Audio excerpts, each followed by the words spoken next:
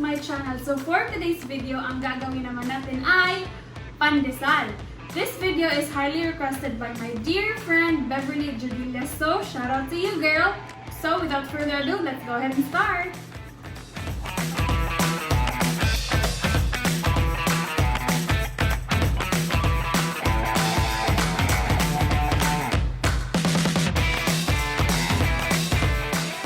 Three and a half cup bread flour or all-purpose flour, 1 teaspoon sea salt, 3 tablespoons white sugar, 2 tablespoons salted butter cut into quarters, 1 tablespoon instant yeast, 1 cup of milk, half a cup of breadcrumbs. In a bowl, add in the bread flour, sea salt, and a tablespoon of instant yeast. In my case, I am using 1 pack, which is equivalent to 1 tablespoon and 1/4 teaspoon of instant yeast. If you can't find instant yeast in your grocery stores, you can use active yeast, but you will be needing to bloom it with the wet ingredients. I'll be teaching you later on how to bloom it. Mix all the ingredients properly to evenly distribute the salt and the yeast.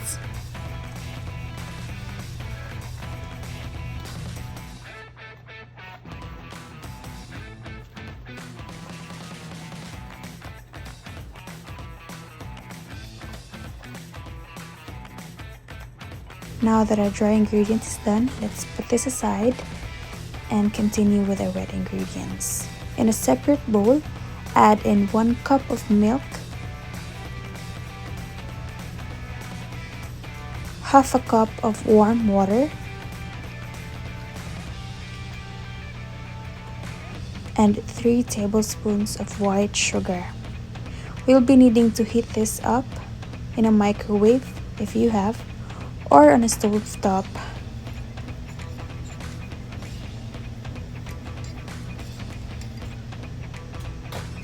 So I'll microwave this for 30 to 60 seconds just to make it warm, not hot, so that we'll be able to melt in our butter later on. After that's done, let's put the butter in and mix until the butter has melted. And now we will mix in our wet ingredients into our dry ingredients.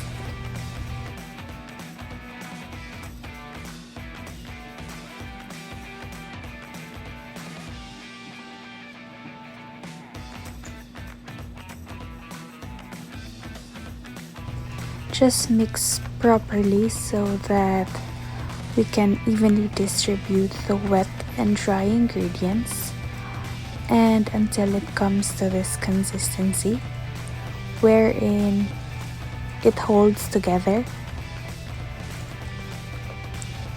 so that you can knead it later on. Now let's transfer to a flat surface. I have cleaned and sanitized this table, and now I'm putting in 1/4 cup of bread flour.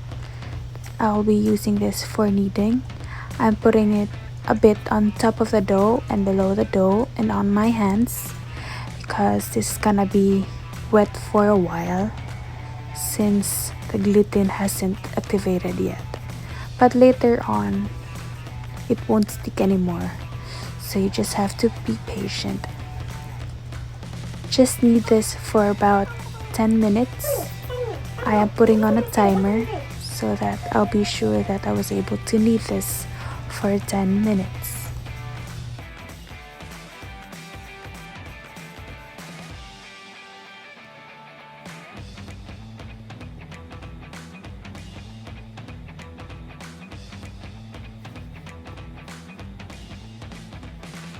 Just sprinkle a little bit of flour because later on, after kneading, when the gluten has activated, the dough will dry up.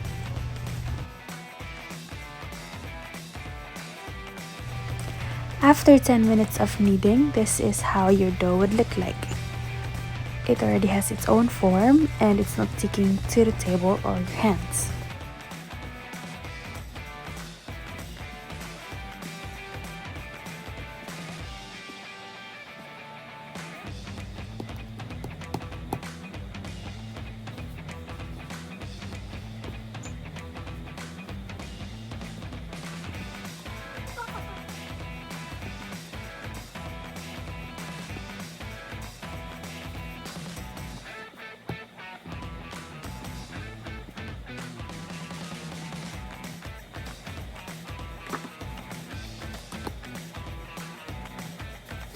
So in this stainless bowl, I'm gonna grease it with canola oil, or you could use vegetable oil or butter, anything you'd like, and just spread it all over the bowl so that later on when the dough rises, it won't stick to the bowl.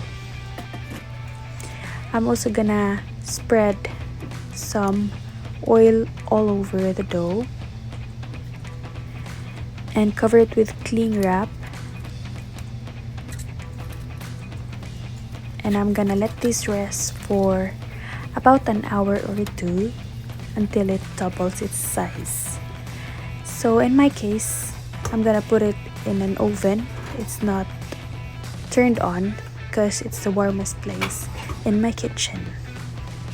So this is how the dough looks like after 1 hour and 30 minutes in a warm place. You can see it doubled its size. Do the poke test and punch it to deflate the air. See that one?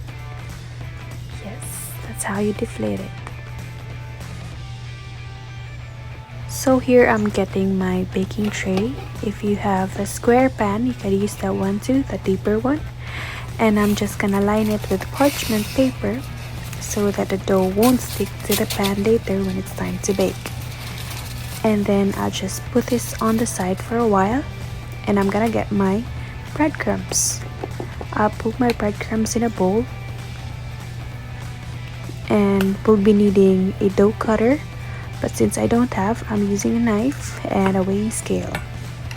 If you don't have a weighing scale, you could just use your eyes, or you could do eyeball, but it's better with a weighing scale so that you can weigh it evenly. So here I'm just weighing the dough. That's 800 grams, and in that 800 grams of dough, I could make 16 pieces of 50 grams. So that's probably 400 grams and 400 grams. Alright, so while I'm doing the first dough, I'm gonna put the second dough back to the bowl and cover it with cling wrap so that it won't dry up.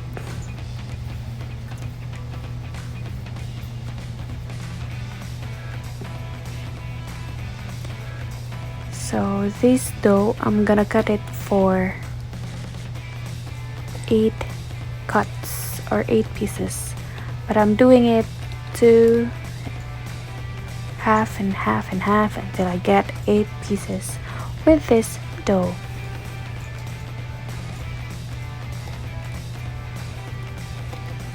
So if you don't have weighing scale, just eyeball it until you make 16 cuts or 16 pieces of dough.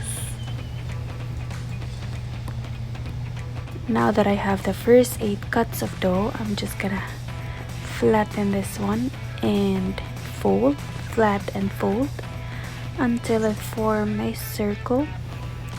If I have those creases or edges, just gonna pinch it together so that it's gonna flatten out, and I'm gonna dredge it in the breadcrumbs and continue the process flat fold. Okay, I'm just gonna clean my other hand which has breadcrumbs. So continue with flat fold and form it in a circle. If it has edges or foldings visible, just gonna pinch it until I lose the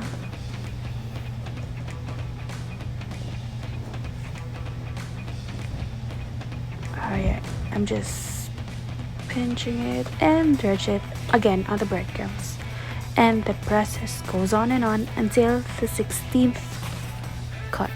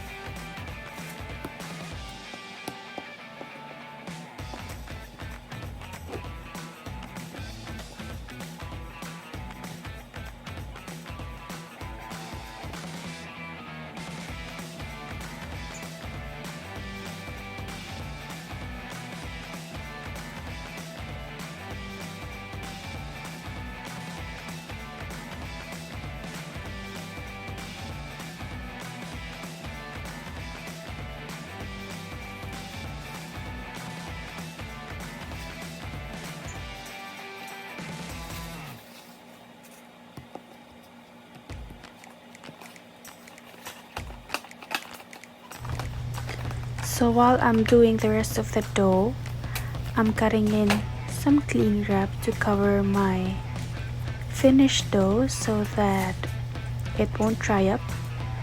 Even the unfinished one, I'm also covering it with cling wrap because tendency would be it would dry up and then later on it may not rise again. So while that's happening, it's also rising once again.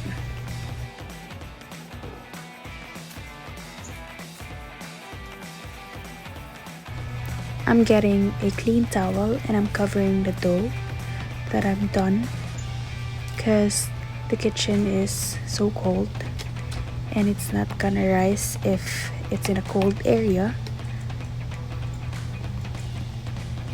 So the one I'm doing right now is the second part of the dough, or the second half of the dough. Just the same steps.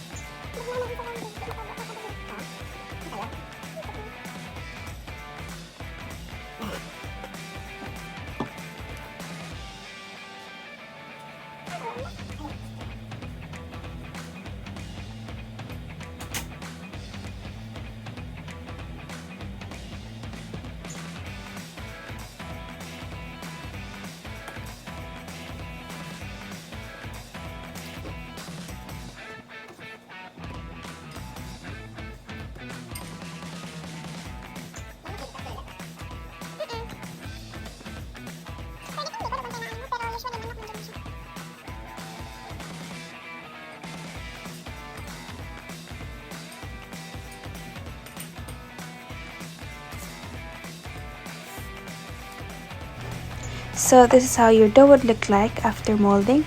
I'm just gonna cover it with cling wrap and a clean towel and let it rest for 10 to 15 minutes so it could rise again. And I'm just preheating my oven to 350 degrees Fahrenheit. And this is how your dough would look like after letting it rest again for maybe 10 to 15 minutes.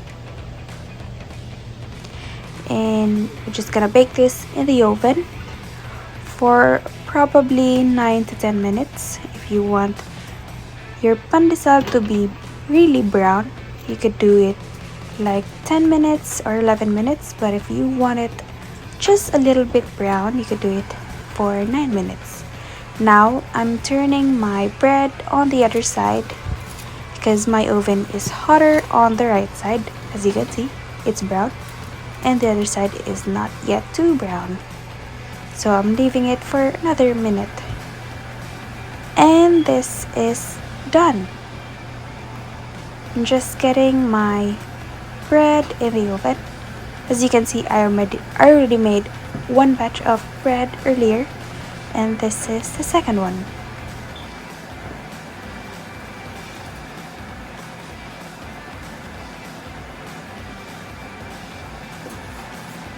So now I'm preparing my wire rack because I'll be needing to transfer my bread onto the wire rack because my pan is still hot and I don't want the bottom of my bread to burn.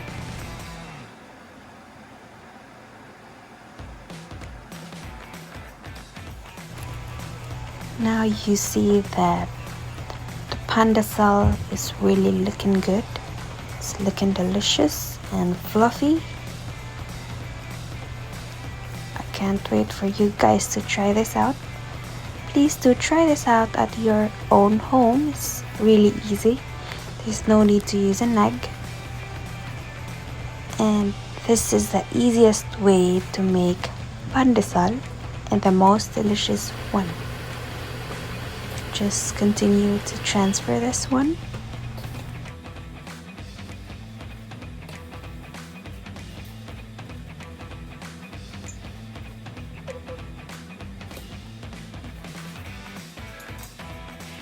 I assure you guys this is really good Pan de Sal.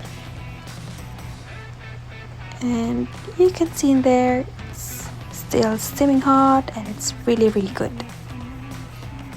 Yum! So that is it for our video, guys. I hope you give this Pan de Sal a try, and if you like this video, please give it a thumbs up. Don't forget to subscribe to my channel and click the bell button so you'll be notified whenever I post new videos.